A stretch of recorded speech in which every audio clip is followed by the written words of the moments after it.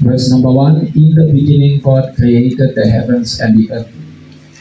Moses, the writer of the book of Genesis, went to the university in Egypt and he did a little bit of study of all these concepts that are highly upheld by so-called African spiritualities. He did a little bit of Egyptology, a little bit of the study of hematology.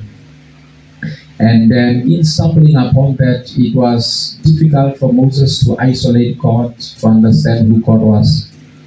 So when God said to him in Exodus, and we will look at it just now in a little while, his understanding of God was so different and so distinct that when he was in a university for about 40 years in Egypt, and he studied the concept of God. Egyptians, they had a God for everything. They had a God for water, they had a God for the sun, they had a God for the moon. There was God for everything. Everything could gain the status or the status of being God. So when Moses had to isolate the name for God, he used here, the word is Elohim or Elohim, if you would like. The word Elohim means a compounded God. It means the plurality of God. It means more than one God. In other words, when you read it properly, it says in the beginning gods. In the beginning gods. Because Moses could not fully conceptualize the idea of a triune being. Human beings are mono beings.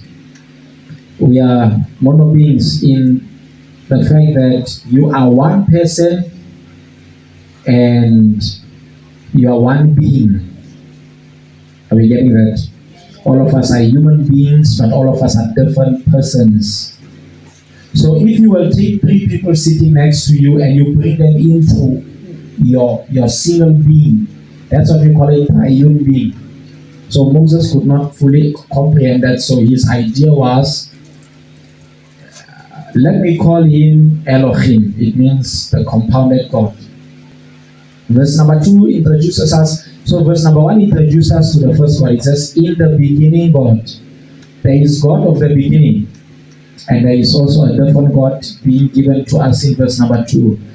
And the earth was without form. There is what we call the theory of the gap.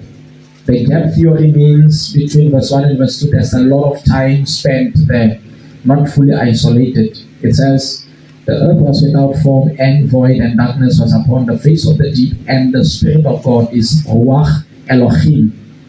So if it says Ruach Elohim, he says from the gods, the community of the Godhead that he encountered, the one he is isolating now in verse number 2, the one he's talking about is Spirit of God. Spirit is a different person altogether, but in the same being. Just like all of us, like I said, we are human beings, but they are different persons. Now, if you would like to play with English, you can go on and say person, personality, persona. Your persona creates your person, that creates your personality and isolates your personhood. That's if you'd like to play with. But there are different persons here. But there is only one being here. Are we getting that? The being that is in the place today is a human. We are all human beings. So one being, but different persons. So the first one isolated is in the beginning God. And then the second one here is the Spirit of God. The Bible says, was hovering over the face of the deep or the face of the waters. Now there is a lot of terminology at work there, and we will open up many dimensions of the universe altogether just by defining or explaining the term face and waters.